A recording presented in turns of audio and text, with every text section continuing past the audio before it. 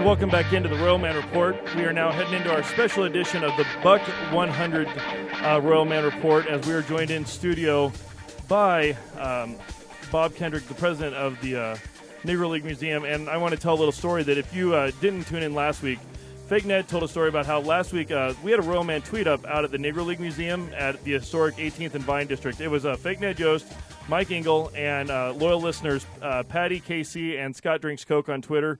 I was unable to go because I was called away for a family emergency. It was the first visit for Fake Ned and Mike, and they were blown away by the museum. Bob was very nice enough to take everybody on a tour through the museum, and thanks again so much for giving up your last Saturday afternoon. Thank you for giving up the time on Sunday, and now this Sunday too.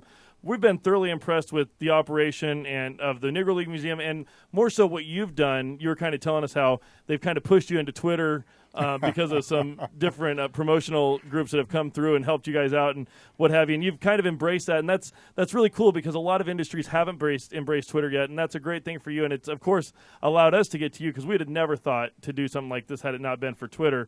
So first off, Bob Kendrick, thank you so much, and welcome to the Royal Man Report. Hey, guys. Thanks so much for having me on the show. So let's just get started with what this is about. Tell us what's in the works for the Buck 100. Ooh, man, it's a lot of stuff going on. There was no way in the world you could celebrate Buck's birthday for one day. And so we put together a series of events to try and get people excited about who I think is one of the absolute finest human beings ever in Buck Oneill, who happens to also have been a great Kansas Citian. But, Buck was important not only to KC but to our nation. And so the formal activities and festivities began this coming Friday, November the 11th.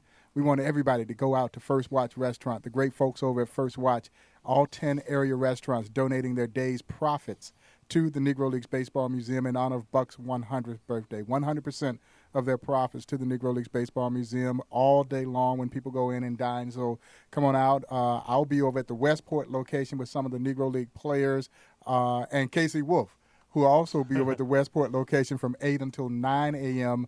On Friday morning, and the guys from the old Negro League players will be out signing autographs, taking photographs with people in the whole 9 yards. And then there are also members of Royals alumni who will be making appearances between 8 and 9 at select area First Watch restaurants. Go to NLBM.com to see where your favorite Royal player might be, a Royal alumni player, I should say, might be on Friday.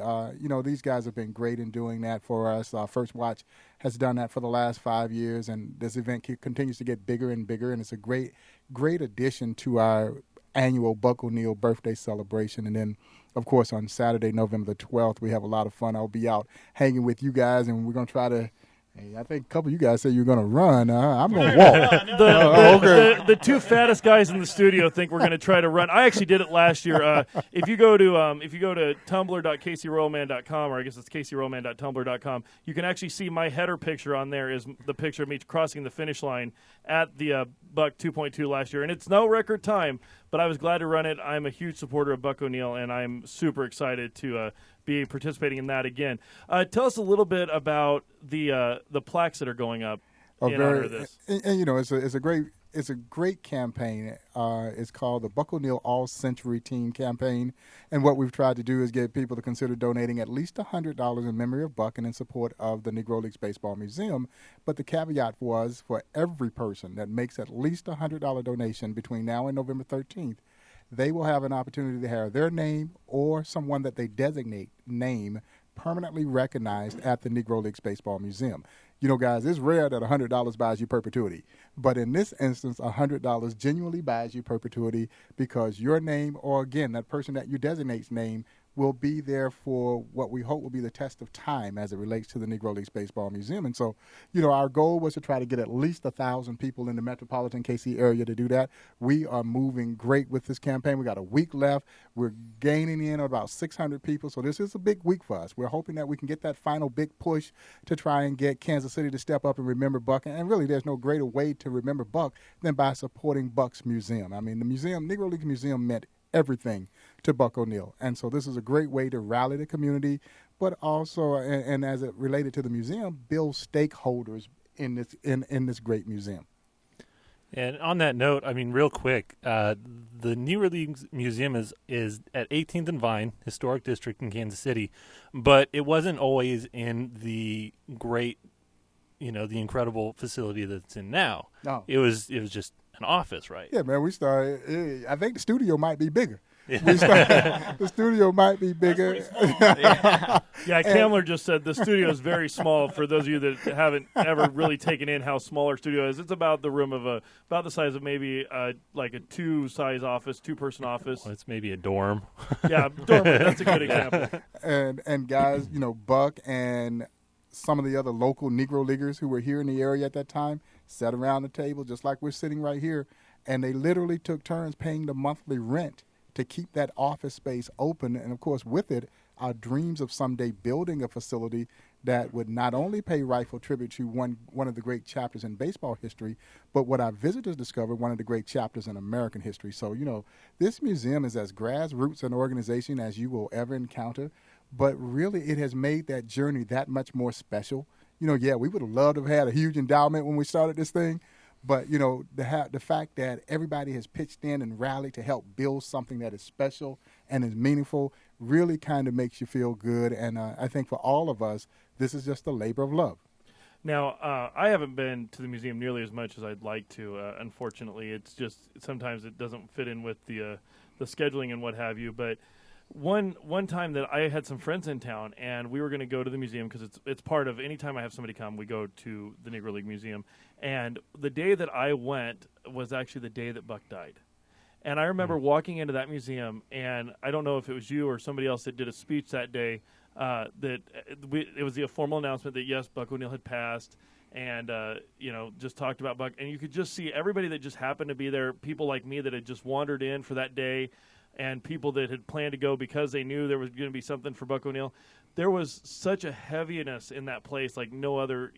That museum really came alive that day because of Buck's passing. Everybody in there all of a sudden became renewed. And the great thing about Buck is I've had people, unfortunately, we didn't get anybody to call in, but everybody that you talk to talks about Buck Oneill. And, for example, one of our good friends, Patty KC, one of his friends, she tells a story about how she knew Buck growing up, and just thinking about Buck still brings tears to her eyes because he was such an influential part of her life, helping her stay on the straight and narrow, and just being an all-around, aspect of her life. And so I think everybody's got a story like that. And so when you are out at the museum and people get a chance to talk to you, what kind of stories do you hear about Buck? First and foremost, almost everywhere I go, someone has a story about Buck Oneill. And that's why I think it was so, it's hard to believe that it's actually been 5 years since he passed because, again, almost every circle that I'm in, someone wants to share a story about Buck Oneill. And, one of my favorites, I was speaking over to the Gladstone Chamber of Commerce, and after I was done, a guy comes up to me and says, "Man, you know how I met Buck Oneill?" I'm like, "Okay, now how, man?" And so he says, "I'm over at Swope." And, of course, Buck knew every blade of grass over at Swope Memorial playing golf. He loved playing golf. and so the guy says, "I'm over at Swope, and I'm playing, and I'm standing on the tee box, and I get up and I hit my tee shot, and I just kind of dribble it off the tee." Well, I look up, and this old black man comes over to me. He looks me dead in my eye and said, "You ever thought about taking up bowling?"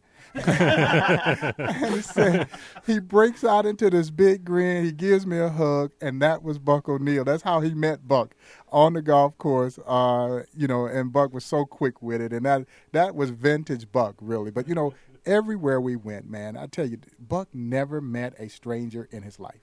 And I think that's the thing that endeared him to so many people because, on our travels, everywhere we went, whether we were sitting in the airport, waiting to take a flight to come back home or go somewhere, he'd strike up a conversation. By the time the conversation was over, those two people would they would be sharing an embrace as if they'd known each other all their lives.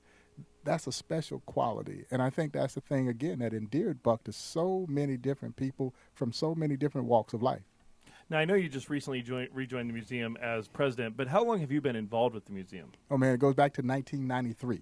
I started as a volunteer. And I don't know if everybody else in the studio has noticed this or people out in the live stream, but one thing that I'm noticing very quickly with you is that Buck Oneill was a major part of your life. I can see this because every time that you mention his name or tell a story, you light up like a kid on Christmas Day. And I think that is so special because that speaks to somebody's legacy so much. I hope that when my time on this earth is done, that there are people that speak well enough of me to say, that guy, he was just crazy, wore tights of baseball games, but he helped with charities and he helped do good things, and it makes people smile the way that you smile about Buck, because I think that is the greatest end to any legacy that you could ever have. Did you ever hear stories of where people were down on Buck? Like, was there anybody that could not like this guy? It was almost impossible not to like Buck. I'm sure there were some people out there who probably didn't. And, you would hear some rumblings every now and then among some of the guys within the ranks of the Negro Leagues because Buck had become so popular. And I think there was a little bit of professional jealousy along those lines. But really, Buck was so captivating. He was so engaging and so endearing. It was just almost impossible not to like Buck Oneill.